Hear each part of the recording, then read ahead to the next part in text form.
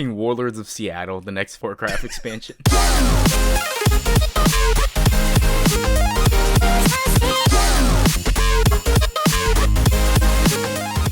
Hello, everyone, and welcome to Anime Club After Dark, the podcast that delves into all things anime, manga, and otaku culture related. I'm your host, Alex, but you can call me Senpai. And joining me tonight, I just have our czar of source material, John. Hello. I have no opening. Dude. I never know what you're gonna do. You're either gonna do like just hi or hello, or you're gonna go into some random spiel. I don't have a bit today. I just woke up.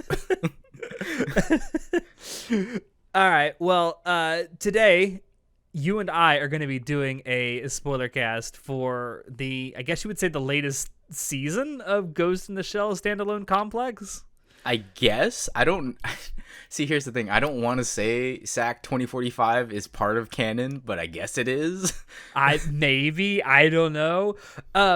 But last week on the podcast, Natai and I did a spoiler cast on Sing Yesterday for Me, which we came to the conclusion it was a great example of how not to end an anime series. Today, we're going to be doing a spoiler cast for an anime that's a good example of how not to start an anime series. Yeah, basically. What else can we say? Ghost in the Shell. I like it. Yeah, I mean, the original movie is probably one of the greatest anime movies ever made. Yeah, in my opinion, at least it is. Fucking, first of all, Ghost in the Shell inspired The Matrix, okay? Yes. If no one knows that, it's a great book. It's, what's the word I'm looking for? Cyberpunk? Is that? Yeah, it's definitely cyberpunk, yeah, yes. It's like dystopian future cyberpunk, and then it's like corporate espionage, and there's everything in it, you know, about like corrupt governments, and like, it's just really a good way to spend time. It has a good storytelling like method. There's science fiction, there's mystery, there's action, there's thriller. Yeah, and Major's just super hot. Yes. I mean, the Major is still one of the coolest anime characters ever in my book. Oh yeah, she's so awesome. I love her so much. Yeah, I mean, just give a little background information. Yeah, this is based on the manga of the same name by Masamune Shirow. It's, as we've mentioned, has spawned a couple of several movies now, as a matter of fact, and a couple of TV anime series with the standalone complex anime. This particular anime was announced all the way back in 2017. Yep. And Netflix actually announced about a year after they were announced they were making this that they had picked up the exclusive rights to it. It's also been announced that there is going to be 2 seasons of this. So the first 12 episodes, which is what we're going to be talking about tonight, is the first season. And it's hard to believe this, John, but it's been nearly 15 years since the last episode of Ghost in the Shell Standalone Complex second gig aired. It has been a long time. And it's been nearly a decade since the Standalone Complex movie Solid State Society. That was all the way back in 2011. Oh, yeah, when I graduated high school. Oh, shit, man, I'm old. Fuck, I'm Good old. times, man. Good times. Yeah, and it's worth. I was going to say one last thing. It's worth mentioning that this is being done by Production IG again, which is nice. Kind of. Okay, so it's good that they have some of the actually I probably should have looked this up. God damn it, I never do enough research, but I'm pretty sure that the directors on SAC 2045 are still the same ones from the older one from Gits. Yes, yeah, it's Shinji Aramaki and Kenji Kamiyama. Yeah, yes. So it's cool that they still have the same crew doing the same stuff. But God, it's been so long. There have been a couple spinoffs, like Arise. Remember that? That was not great. We don't talk about that. We don't talk about Arise. That's not, because it's not canon, right? It's a different interpretation, different design, and overall not a great story. Which is, that's putting it mildly, but yes. Because Ghost in the Shell, right? I remember watching this on Adult Swim when I was a little babby, right? I'd stay up super late and be like, oh my gosh, I can watch like anime at night. And, it'd be like midnight and my uncle would come into the room like, hey, are you sleeping? I'm like, yes, uncle, I'm sleeping. Then turn the TV on when he leaves to watch Ghost in the Shell, right? I have very fond memories of watching it because it was so weird and interesting, right? I loved I love the art style, first of all right? The art style was amazing. It's just like, it's not anime, like super bubbly anime, but it looks realistic. And it has all the cyberpunk shit in it. It looks fucking cool. Mm-hmm. And then, the cool story and stuff, and how it has a lot of depth to it, right? When we first watched Standalone Complex and Second Gig, there's a lot of depth to the story. It has really good storytelling. And it's been so long since Solid State. I really wish if they were going to actually set this in what's known as a sub-continuity. That's a new word for me. What they call Standalone Complex. I really wish they just called this Third Gig. I mean, it's so canonically, it's like, I believe 11 years after Solid State Society, right? Yes, I was looking about at 11 years. I was looking at a timeline because I was like, when does 2045 take place? And it's like, apparently 11 years after the last movie. And I was like, oh, okay, so it's its own thing? Like, I don't understand. Like, but it has SAC in it. It's a standalone complex, but 2045, and it's like, this is kind of weird. Like, it's not canon, but it is canon. I don't know. Yeah, it is weird. The Standalone Complex is very weird in the Ghost in the Shell continuity. Yeah, because like Second Gig takes place before the first one, like something like that. I believe yeah. Like I say, it's weird, and the less you think about it, the better. Don't think about it. Just watch the cool stuff. Just watch the cool stuff. Yeah. But anyway, I want to talk a little bit about the animation. So, like I was saying, a lot of people have. A lot of people, well, because when you're coming from Standalone Complex and Second Gig and Solid State Society, it's all hand drawn, with the exception of like the Tachikomas, right? Or Tachikawas? Yeah. Tachikomas. God, they're so cute.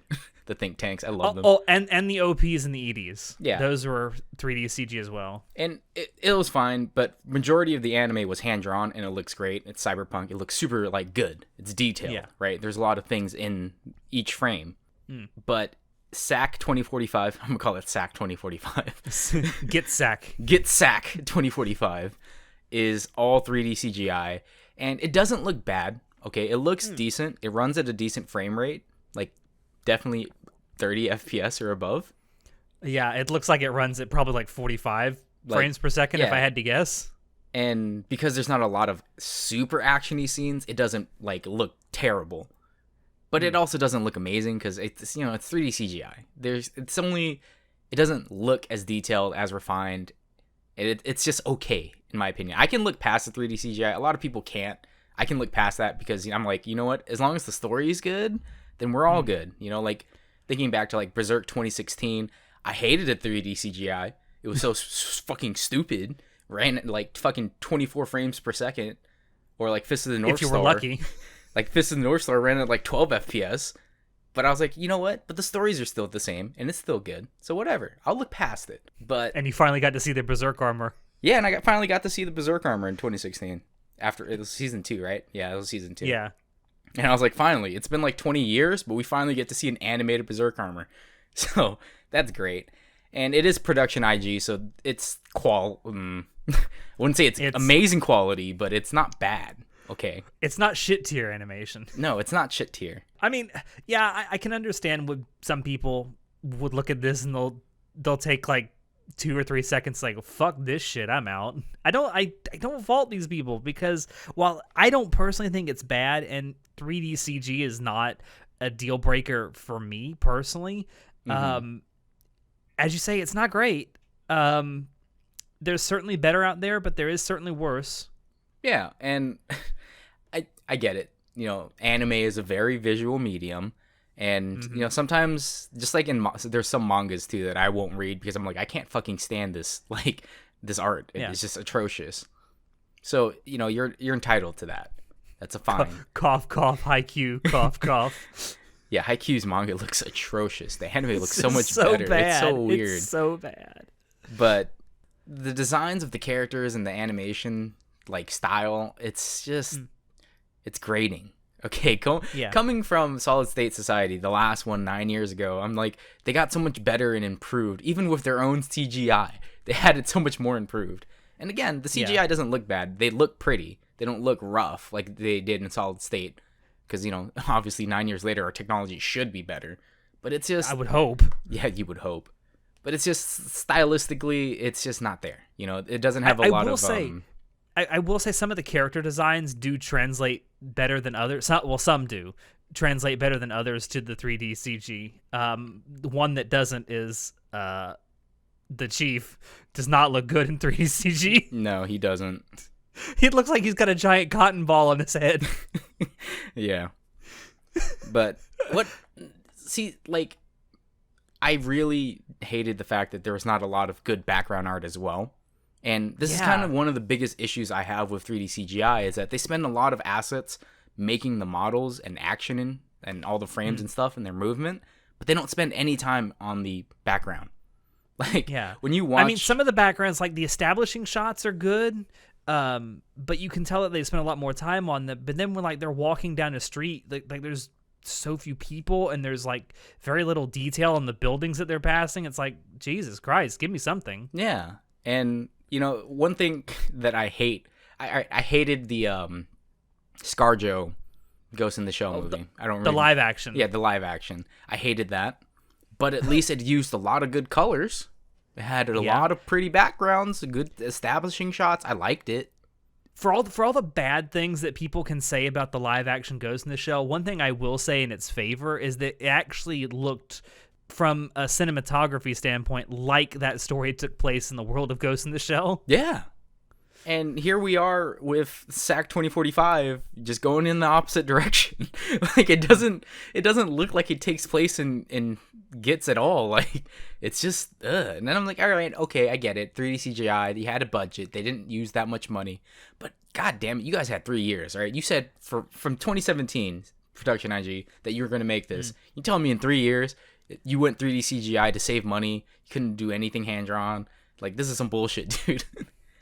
I will say at the beginning of the story, it actually works in the story's favor because they're supposed to be in these burnt out, war-torn buildings with desert encroaching on the city, and that kind of works in its favor, not having a whole lot of detail because it actually looks like a lived-in world that way. Yeah, but there's just not a lot around. There's a bunch of rubble. That's only in the beginning. Then we get to the second half where we're in the city and stuff, and it's still just garbage here. Okay. And there's 5 background characters just walking around, and then there's no signs anywhere. Yeah, fuck that noise. And and the character designs I thought were all right. I don't have anything against them. They look like they're characters. So yeah, except for the giant cotton ball on the Chief's head. Yeah, I mean, but he still looks like the Chief. Yeah, he does. I will say probably the character design that best translated between 2D and 3D was probably Bato. Yeah? He still looks exactly like Bato. Yeah. The muscles and the chiseled jaw and everything. It looks great. Yeah. I just... I love Bato, too. Bato's great. So these actually... the CG character designs in this were done by a Russian-born artist named Ilya Kuvshinov. Yeah. Jesus Christ, Russian name sometimes. I mean, I've gone and looked at this person's art, and it's pretty good. I would say for someone who probably hasn't spent an enormous amount of time in the animation sphere, I would assume, I thought was pretty good. It's funny you say Russian-born, because I was wondering what about this SAC 2045 was going to be Russian, because it definitely wasn't the music. No, it wasn't the music. That's actually a really good segue. Thank you, John. Yeah. To talk about the soundtrack. So one of the great things about the soundtrack to previous Ghost in the Shell anime adaptations, especially Standalone Complex, was the absolutely amazing score that was done by Yoko Kanno. That is sadly missing this time around, as she was not, I don't know if she's not available or she just didn't want to do it, but it was the score this time was composed by 2 people, Kazuma Jinoichi and Nobuko Toda. The best thing I can say about it is I don't think it's necessarily bad, but it's not Yoko Kanno levels of awesome either. Yeah, that's one thing. First of all, the opening and the ending sequences, I thought the ending sequence was okay. The OP Yeah. I didn't like very much because it's not in inverse. Was it, what the fuck was that opening for SAC? The first opening. Oh, you mean the original? The original, yeah. Fuck me. Inverse universe, something like that. Something like that. It was in forget the name off the Russian top and of my head. Latin and English, okay, and it was super cool. All right, I love that opening. It sounds so good. And then the scoring in SAC and Second Gig are amazing because of Yoko Kanno. Like, it feels when there's thriller stuff happening on the screen, it feels like you're in the action. You're in it. You're in the shit with the Major, chasing down the bad guys and doing the mystery shit. But in this one, in 2045, it's very lackluster. It's not bad, but it just feels very basic. Like, it's not unique enough, right? That's something that Yoko Kanno does with her composing. It's always unique. You know, think Cowboy Bebop, think Ghost in the Shell. Like, it's very unique and very fucking memorable, right? And here we have this basic OST by these two guys, and again, they did a good job because it didn't sound bad. I don't have any complaints about it or any of the SFX. Like, any of the composing is bad, but it's just not very memorable. You know, it's not something I'm going to think back, oh man, remember 2045, that amazing soundtrack, that amazing opening or ending song? Like, no, I'm not going to say that ever. Yeah, I'm certainly not, rushing out to get myself a copy of the OP or the ED either. Yeah, and again, not that they're bad, they're just, like you say, not memorable. It's not Yoko Kanno. It's not Yoko Kanno, and It's like trying to replace Hiroyuki Sawano. You just can't do it. Well, there's another guy who sounds almost like Sawano in some of his songs, but yeah, like the OSTs, it's not amazing. The sound effects they use are just, they're not amazing either, but they're not also boring. They're not like stock, right? They use like Ghost in the Shell sound effect stuff, like for the Tachikomas when they're riding around and the little like shooting the stuff. And then for the sound design, again, it's not amazing, but it's okay. It's not bad. Yeah. I will say for the Tachikomas, it feels like they just lifted the sound effects from the first 2 seasons of Standalone Complex. I'm pretty sure they did, and that's a good thing because if they made it different, I would have noticed, and I would have called them out on it. Like, how dare you mess with perfection? But yes. The only thing I can really say that's great about the sound in 2045 is that they brought back, at least I think they brought back everyone from the original cast in the English and the Japanese dub, because I watched it in both. And it just sounds great. Like, the Major is the Major, Bato is Bato, Tachikomas are Tachikomas, and and Togusa is Togusa. Everyone is the exact same from fucking 15 years ago. And I like that, like, as a continuity aspect. Like, they're all good voice actors, the Japanese dub and the English dub. They're both amazing. Like, I can watch it in either or. I actually the amazing thing about the Ghost in the Shell, the original Ghost in the Shell English dub, is that it was done during a time when anime dubs really, by and large, still weren't that good. And I watched most of this in Japanese, but I did watch the first 2 episodes, the English dub of the first 2 episodes. It's amazing to me, going back and looking at it, how good these people were for their time. Yeah, the English dub has no right being as good as it is. Like, especially from 15 years ago. And it's amazing that they got back Mary Elizabeth McGlynn as the Major, because she hasn't done a lot of voice acting like recently. She's mostly known now as an ADR director. Yeah, and I mean, she does a little bit of voice acting here and there, but it's not what she primarily does anymore. No, and that's why I just, again, I compliments. Like, maybe that's what they spent their entire budget on, just getting all the original voice actors. At least they did that right, because that was great. I liked it. Yeah, I completely agree. Like, the voice acting in this is absolutely top notch, and I'm very, very happy that they got, I believe, every single person that was in the original Standalone Complex anime back. If they didn't, it was probably a minor character or just something I didn't notice. When it came to the main crew, like Togusa, Bato, Major, Chief, the Tachikomas, and I don't remember. There's 2, Ishikawa and I don't remember the other guy's name. Whatever the other guy's name. Borma. Yeah. They at least sound the same to me. So I was like, that's good. Right? The main cast. I mean, and then they brought in some new people to do the new characters, obviously. Yeah, like whoever the fuck Purin is, Pudding. Pudding, pudding. That's all I could think of. And I like her character design. I love the fact that she's a Bato fan. I'm like, this is us. We're Pudding. She's a Bato otaku. Yeah, and it's funny as fuck. I like how she's always trying to ingratiate herself to him. Like, I made this for you, and Bato's like, fuck that. He's like, yeah, whatever. Hey, Tachikomas, what's up? Hey, Tachikomas. They're like, oh, Bato-san! I will say one thing I was disappointed at, that they didn't do a synthetic oil joke that they had throughout almost all of the standalone Complex anime before. Yeah, I feel like they added the Tachikomas and their voice lines just for the nostalgia factor, because they didn't really play a big role in anything in the show, right?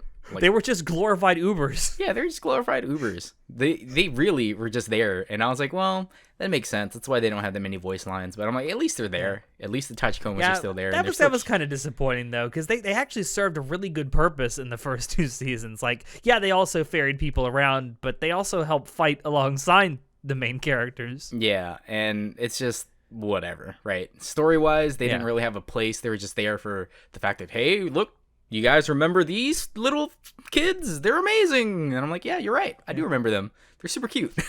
Still super cute. Man, the Tachikomas, they're too pure for this world. But speaking of the story, though, oh my god! Yeah, we got to get into this. This is where it kind of falls apart. This is especially in the beginning. Like I mentioned when we started this, like this is a prime example of how not to start an anime. Yeah. So this story supposedly takes place in 2045, 11 years after Solid State Society. It starts off with the Major and Bato and the rest of her crew, minus Togusa. Sans Togusa and Aramaki. and the Chief. They're like mercenaries and they're working in America, right? And they spend 5 fucking episodes, 5 out of 12, okay? Motherfucking 5 out of 12 episodes building up the new big bad. Like, this is the main big bad character. It's heavily implied that they've been doing this kind of thing for like most of the last 11 years. Yeah, like after the end of Solid State, they disband and Section 9's gone. So then, apparently the Major just turns to Bato and says, want to go to America? Yeah, Major turns to Bato. It's like, hey, let's make our mercenary group the Ghost. And I was like, ha ha ha, I get it. Because you're ghosts in the shell. You know, you guys are the ghosts in the machines. Ha ha ha ha. But it's just very punny. They spend 5 fucking episodes building up the new big bad, who are the post-humans. And it's not fleshed out very well, because it doesn't build up. And how do you spend 5 episodes of a 12 episodes fucking season building up something and then not doing anything with it? First of all, fucking how dare you? Okay. I feel like that entire 4.5, 5 episode run was just to establish the character of John Smith. Yeah. That's the entire point. Well, it served 2 purposes. Number 1, to reintroduce these characters, which in that instance, I think it did a good job at, because even if you hadn't seen the first 2 seasons of Standalone Complex, you could actually watch this from the beginning and figure out who these characters are supposed to be. So in that instance, I think it is a good reintroduction. But the only other purpose that these episodes serve is to introduce and shed some light on the character of John Smith, who I have to say looks like the most generic American fucking agent character ever. CIA agent, yeah. And it's so the pacing is just so off, because you spend the first 5 episodes showcasing the posthumans and like showing not really that much the state of the world, but like not really describing anything either. It's just apparently there's some new big bad and they're called posthumans, and it's up to Major and her crew to save the day. And then they have this big fight at episode 5, and then it kind of just all ends with them recreating Section 9. And I'm just like, all right, that's cool. Like, I get it. You needed to establish this so they could re-establish Section 9. But then the pacing of the entire series is off now, because you just spent 5 out of 12 episodes doing this. Now you've only got 7 episodes to do the rest. And they spend 7 episodes, the other 7 episodes they spend on nothing. Like, they have so many. Episode 6 is one of my favorite episodes because it feels like a standalone episode, right? where Bato goes Which is to the what bank. Ghost in the Shell standalone complex is fucking known for. It's known for having an overarching narrative with a bunch of individual stories that tie into it, the overall story, the overarching story, kind of loosely, but still enough to keep you invested. Yeah, exactly. So we have episode 6 with Bato, who goes to the bank, and then it's being held up by these old people, and these old people are exposing a new truth to society. They're like, hey, it's 2045, but evil corporations are still fucking the small man. And I'm like, this is a good story. You could have started here and I would have been super interested, right? If episode 6 was episode 1 and then it led into the rest, I would have been happy with that. Okay? Like, it shows you so much. Like, here's Bato's character. He hasn't changed a bit since we've last seen him in Solid State Society. And it's got cool action sequences. And, Bato's acting is just fucking phenomenal. And it introduces us to a lot of the things that we normally see. Like, how corrupt society still is, no matter how much Section 9 tries to keep the peace. Like Solid State Society and Second Gig were about terrorism, right? About the refugees, okay? Yeah, it was about the refugees from the 2 world wars. Yeah, and 2045 is still it starts off with that, where it's like America's having its own civil war again. And it's just like its 3rd or 4th civil war in this story. Yeah, and I'm like, okay, so I guess we're starting from there, but then it like kind of gets shut down because it's like, oh, it was actually all just a ploy by the post-humans. And I was like, what? And they didn't talk about it any further, which is why it was like, how do you have so many fucking plot points and so many things you could go into, but then you refuse not to go into it and then have such a fucking lame story? Like, I don't understand. Do you know, there's also one thing that I hadn't really thought about this since the last time I even touched Ghost in the Shell for anything, but the Japanese characters in this story are the only ones that refer to America as the American Empire. Everyone else just still calls it the United States, and I don't know why that is. It has never been explained in the entirety of Ghost in the Shell. I don't know, man. Just that's how the directors feel about it or something, I guess. But I don't know, man. But yeah, episode 6 is so damn good, and it puts out this little nugget. It's like, yes, let's explore this for a couple of episodes. And it's like, nah, it's over. Go away now. Yeah, like it's literally its own episode. And it has no bearing onto the story. I guess kind of. It does, but it doesn't. Okay. So it exposes one of the other facets of the current society, right? Of SAC 2045. And then our next couple episodes explore like Think Pole and another post-human. And we get a little bit more depth into like what the post-humans are doing and why they're doing it, right? Like it's supposedly they are the evolution of man, all right? This is the next step for mankind who use the cyber brains. Yeah, that's how it's portrayed, but then it's like, nah, the real enemy is just a fucking stand-in for Twitter. Yeah, and it's really dumb because it's like, old Ghost in the Shell would introduce these new things, these new facets, and they'd explore it more in depth, right? There was more depth to the story because of these encounters from the rest of the Section 9 crew. And they all kind of interweaved into something, to an overarching narrative, which is what made it great. Here we have SAC 2045, where it's like, hey, look at these little tidbits. They have nothing to do with the overarching story. Like, wait, what? Why would you show this to me then? Like, what the fuck, dude? That was the great thing about... That's why it has standalone and standalone complex. It was like these little nuggets they would put out there that were great for world building, by the way. And they would like kind of sort of weave into the narrative, but it was just enough to get you invested because it was building the world around the story. Yeah, and here we have 2045. It does not do that at all. The story is not interesting enough. They don't spend any time building any of these stories to weave into it until the last fucking 2 episodes. Okay? Yeah. So we have first... To be perfectly honest, like, everything from episode, 6 onward could just be retitled Tokusa Must Suffer. Yeah, it's literally just Tokusa Must Suffer. Like, it's so stupid. And also, fuck making him get a divorce. This guy was a family man. Fuck you. Yeah, and it's so dumb. Like, I get it. It has to do with what happens at the end of Solid State and his decision. That's what it starts off with when Tokusa comes back in the beginning, right? I get it. Yeah. But they don't explain any of that. They just kind of assume. And I'm like, this man was a hard fucking working family man. Are you telling me he's finally, he regretted not going with the majors so many years ago to create Ghost? that he's gonna throw away his fucking family now. That's bullshit. Because we also, saw through the entirety of this story, he never once tries to contact his family. I'm thinking, what the fuck? yeah, like Are they dead? they rewrote his character. Like, are you telling me he was so guilt-ridden for these last 9 years that he's just so strongly, vehemently against being a family man anymore? I'm like, this was his entire drive, okay, in the last series. What the fuck is you doing? Like, what the hell, dude? Like, that was one of my favorite character arcs from Standalone Complex, or at least the first 2 seasons, was watching Togas's character arc, like watching him, like he had just become like a relatively new family man at the beginning of Standalone Complex. It was cool watching him like try to balance his work life with his family life. It was really fun to watch. Yeah, and they just throw it all out the window. Like, Yeah. rewrite them. And I'm like, what the oh my god. It was so... I will say that scene at the end of God, what episode was that? Episode 8, where they kind of do the Togasa fake out death.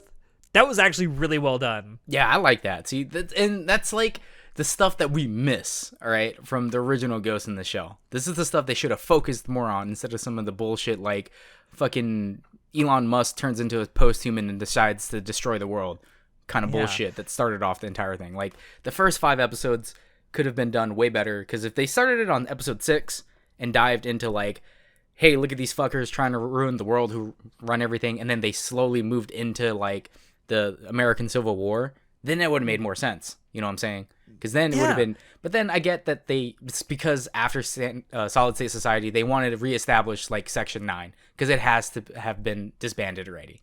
And they have to reband, so they need a new big threat. But I'm like, you could have done this better, man. You wasted 5 fucking episodes is all I'm saying. It's a terrible start to a fucking show. And I'm like, episode 6 and beyond, from episode 6 up, it's a way better show. Like, if you just showed me episode 6 all the way to episode 12, I would have given this a lot higher of a rating, honestly speaking. Like, honestly, if the first 5 episodes had actually just been like maybe condensed or compressed into 2 episodes, it would still have been better. Like, it's still not a great opening, but it would have been better. The problem with the opening is that it just drags fucking on for 5 episodes. Yeah, it took me a couple days. Like, normally, this is a 12-episode anime, right? I usually marathon 12-episode animes in a single day, maybe 2 days if I don't have enough time in one day. But it took me a whole week to watch this, because the first 5 episodes took so long to go through, and I was like, I just really don't care. Like, if I was not a fan of Ghost in the Shell, I could not have sat and watched the entire 12 episodes of this. It's because I know Ghost in the Shell that I gave it a shot and watched all 12.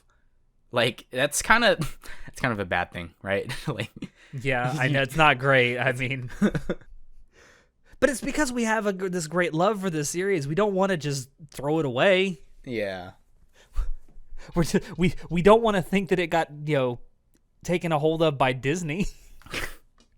Yeah, and I just know that with the cliffhanger that happens at the end of season 1, I don't know what's gonna... I know what's gonna come next. Like, obviously, what they focused on the last 2 episodes of season 1 is obviously what season 2 is gonna be about. It's obviously gonna be about the post-humans. But, like, what else do you think is gonna happen in season 2? Hopefully not 5 episodes of backstory. Like, at the end of season 2 or season 1, we have Togusa. He's in the mind of one of the post-humans, right? Yeah. And we're getting through the story. First of all, they already spent like 7-ish episodes exploring other post-humans and what they went through, right? Yeah. We had the first guy, the Elon Musk dude, who went crazy and decides to create sustainable war. And then we have the second guy, who was the think pole guy, who was like, there are injustices in the world, and as long as people want to, 3 million people can sign in and hack into someone's brain and fuck them up, right? We leave it to society to judge them. And it's like, okay, so now we have 2 of the post-humans, and or actually it's 3, because there's one more guy, right? The military guy who wanted to launch the nuke, but they didn't really get into that, so who cares? Yeah, they didn't even really explore that. I mean, they kind of explored what led him to do it, but they never, like, once they kill him, they're like, well, that's done. Yeah. Moving on. It was just kind of a thing to make sure that John Smith gets into contact with Major, right? That's like the main purpose of the military guy. Yeah, and then we end with the last posthuman, the middle schooler who helped create the think pole thing, and we dive into his story. What is it with Ghost in the Shell having really young villains? Because they're young and malleable. There's a point to it. Because the Laughing Man was a young person. Yeah, I know. Honestly, it felt like they were trying to rehash Laughing Man. Honestly speaking, that's what I felt. It really does. It feels like they're trying. It's like, God, the Laughing Man was great. I still think to this day the reveal of who the Laughing Man is in the original standalone complex, one of the greatest antagonist reveals in the history of anime. Yeah, because Ever. it's so unexpected. You never would have thought of it. Huge plot twist, but then they fucking reveal who it is at the outset. Jesus Christ. Yeah, and then it's kind of good, but also bad because you go into his story of like why he did it. Like this classmate that he kind of liked was getting raped. She's like 12. They're middle school. Yeah, they're in middle school, so I'm thinking 12, 13. 12, 13-ish, maybe 14, but still that's gross. And the teacher was raping her. And it was just, well, we don't know if he was raping her, but he was abusing her, right? Sexually abusing her. He was certainly abusing her somewhat because she comes out of that room just wearing a bra and panties, so something's going on that shouldn't be. Yeah, like and it's super gross. And I'm like, see, this is the bad guys that I hate, and this is the stuff that we should be chasing, but they don't really focus on that. They just see it as one of the plot points of why he turns into a post-human. It's also portrayed as sort of a Harvey Weinstein kind of thing, where it's like this open secret that everyone just kind of knows, but no one does anything about. Yeah, and this is like the depth stuff that I was talking about that they should have focused more on. Like, how? And you had 12 episodes, and only 2 of these episodes you're actually focusing on the point of the post-humans. And I'm like, wait. That's the most frustrating thing about this, though. There's obvious depth to the story. They just refuse to explore it. Yeah, like, what the fuck, dude? There's zero depth in this fucking show, in this season of anime. Like, I don't understand how you can have so many plot points but have zero depth. Like, you had so many opportunities to go into it, but you chose wrong. Like, the first 5 episodes, again, chose very fucking wrong to dive into that. Like, who gave a shit? And the even greater shame is that a lot of the stuff that they're sort of glossing over that you could do a deep dive into is stuff that's very relevant to our modern day society, which is another one of the great things about Ghost in the Shell. It's supposed to force you as a viewer to question your reliance on this technology. Like, we think of the technology we use as a tool for all of us to use for good, but it's so easy for even the most, well-intentioned person to use this for bad. And there's also the fact that we live in a society. We live in a society. We're supposed to act like civilized people.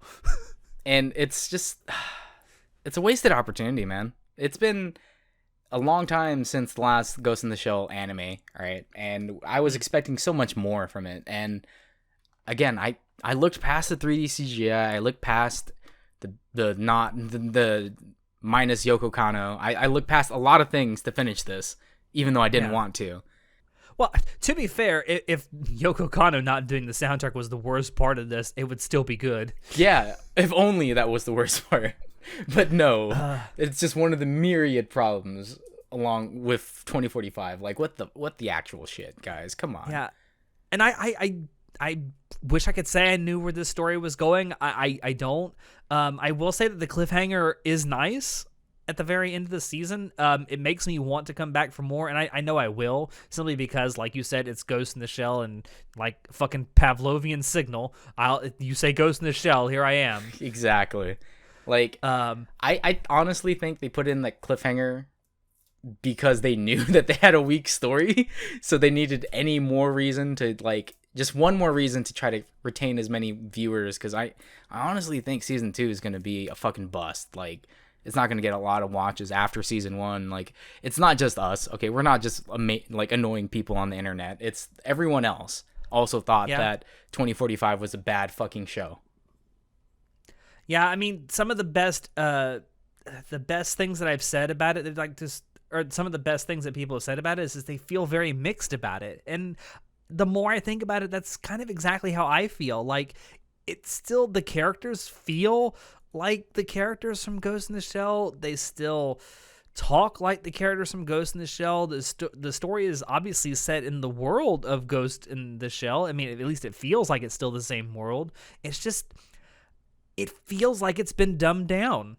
It really does. And I really hope it's not because of budget constraints. If that's it, that is an enormous shame. If it's just because of budget constraints and there actually was a good story here. I hope and pray it's not a repeat of the Kiesniver thing where the creator actually came up with like 36 episodes worth of material and the studio only gave them enough money to do 12 episodes. I really hope it's not that, because if that is it, then that's a huge... They should have done it in the first place if that was the case. Yeah, and that's like another reason I thought maybe the reason why 2045 even got greenlit was because of the Ghost in the Shell live action. Like, they're like, oh, people are interested in it again? Let's sell some Ghost in the Shell! And yeah, there's another part of me that's like, God, I hope it wasn't just a cheap nostalgic cash grab, because it fucking worked on me, I guess, but... It worked, but I'm not happy about it. Like, you got my views, but you don't have my money. Yeah, and like, you and I obviously both loved the original Ghost in the Shell movie. We should do a review on it sometime for the podcast. But ever since the end, Solid State Society actually was a really good movie. I thought. I don't think we'll ever get back to that. I hate to say that because I love Ghost in the Shell so much, but Arise was shit. I will stop short of saying that this is shit and just say it's just a poorly executed good idea. I just don't think we'll ever get back to that, and that's a great shame because Ghost in the Shell's a great world. Yeah, it really is. It's really cool. It has a lot of cool stories and depth. It's a great fucking time.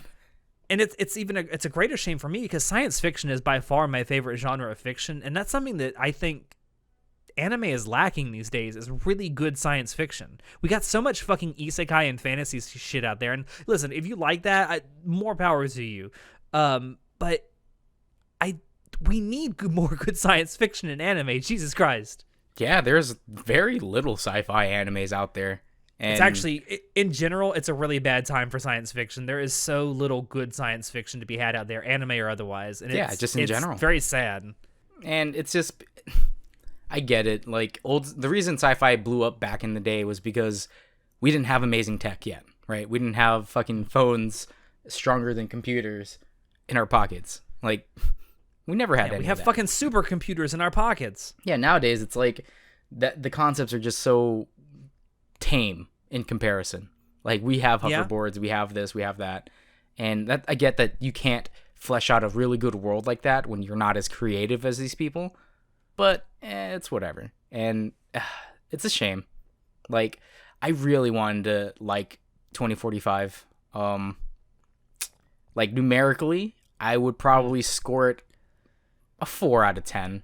Like, it's very below average because of all things considered, but I still liked the voice acting. It has good points in it, okay? Yeah. But overall, if I was not a fan of Ghost in the Shell, I would have dropped this after episode fucking 3.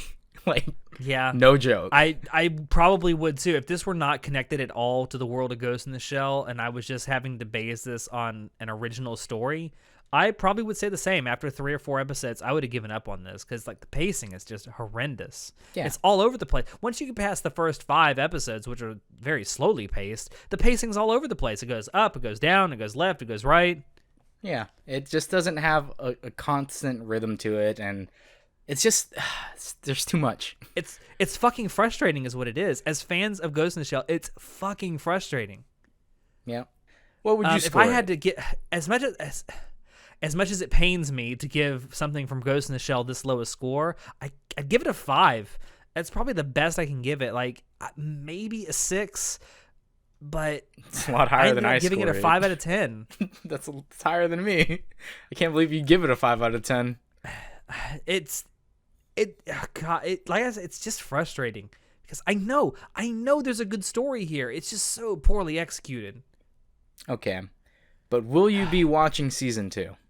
Yes, because I am just a Pavlovian dog. I'm also going to be watching season 2 because it's Ghost in the Shell, man. You're right. Like you're saying, there's a story in here. We know that there can be an amazing story being told here. We just have to look for it. I will be optimistic until I don't have reason to be. I will hope that the second half of this story really turns it around, and it may do that. Maybe the second half is going to be absolutely amazing, and they will 100% stick the landing at the end. Could be, or it could have just been shit from the start and shit at the end, and shit in the middle and shit everywhere else. Yeah. I do know one thing that will happen though. Togusa will definitely suffer, because that is Togusa's lot in life in this story of Ghost in the Shell. Yeah, what the actual fuck is with the Togusa suffering porn, dude? What do they have against Togusa? I don't know. I think it's because he is the closest thing to like a pure human in the group, because he's the one that's least augmented. And yet he's the one who gets hacked. And he's the one that gets hacked on constantly. Yeah, like whatever, dude. But I will say one thing. I think I said it earlier. As much as I dislike this, I still think the Major is one of the coolest anime characters ever. Oh yeah, Motoko Kusanagi. They only say her name like 2 times in the entire show. Yeah, no one calls her anything but Major. Yeah. And then we find out, one thing this did tell us is what they actually call her behind her back. Gorilla. Queen Kong, yeah, that's what it... I forget who it was. So someone said it to Bazo. It was like, surprised you call her that. And he's like, not to her face. Jesus. No, I swear Togusa says that to that guy, to John Smith or something, to prove... He says it to someone to prove that he knows the Major. Yes. Guy, the CEO who hired them in Texas. Yes, the CEO of the private military company. Yes. Yeah. That's what it was. Yeah. That's how he proved that he knew him, and he's like, "Wow, you call her that? Well, not to her face." Yeah. It's like, this is one of the great things about Ghost in the Shell. They're a great team. The greatness of Ghost in the Shell is how great they work as a team, and that is one thing that I think 2045 did right. Like, they work best as a full team. Yeah. But it's that camaraderie that they have, and they're one of the best ensembles ever in anime, because they work so well together. Each person complements another's weaknesses. Yeah, and again, there are bits in 2045 that are good. It's just a shame that most of it's bad, though. Yeah, Major's still a badass, though. Yeah, I agree, 100%. Man, I hate to end it on that note, but I mean, that's it. That's Ghost in the Shell Standalone Complex 2045. I can only hope it gets better with season 2. It can't get much worse. Please don't get much worse. There's a lot of... Yeah. Please don't go Rise of Skywalker with this one, please. Is that Star Wars? Yes. I don't know. Is that the last one? The last Star Wars movie was absolutely god-awful. Oh, that's gross. Yeah. So, as much as I didn't want this to end on a bad note, it kind of has to. So thank you all there for dropping in to listen to us. We hope you enjoyed it, because we always enjoy bringing this stuff to you. If you want to check out other episodes of the podcast, you can find us on Apple Podcasts, YouTube, BitChute, SoundCloud, and Spotify. If you want to keep up with what we're doing, you can join us on Discord, Facebook, Twitter, and our website. Shoot us an email if you have any questions, or if you have ideas for topics you'd like for us to talk about in the future. Links to all these things will be down below in the description. As always, I have been your host, Alex, and I will see you next time. Say goodnight, Tachikoma. What? Wait, hold on. Good night! Good night! Bye, Bato!